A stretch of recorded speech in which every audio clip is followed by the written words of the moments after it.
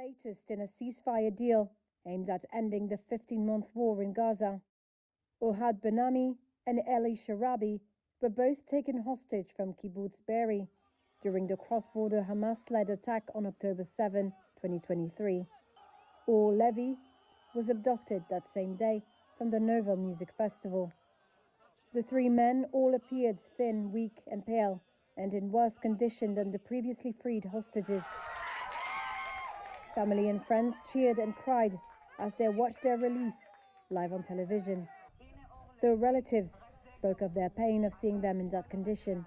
He doesn't look like himself. He looks like he suffered a lot for such a long time, not being at home.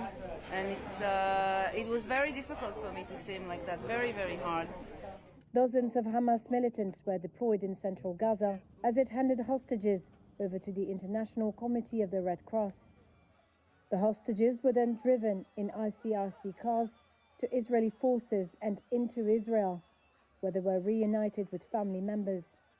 Israeli Prime Minister Benjamin Netanyahu said the sight of the frail hostages was shocking and would be addressed. In exchange for the hostages' release, Israel said it was freeing 183 Palestinian prisoners, as well as 111 detained in Gaza during the war.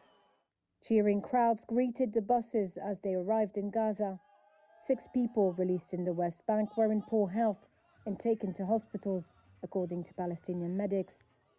The first phase of the ceasefire has largely held since it took effect on January 19.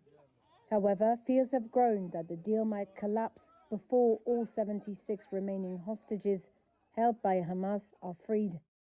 Concerns intensified after US President Donald Trump's surprise call to develop Gaza into, quote, the Riviera of the Middle East.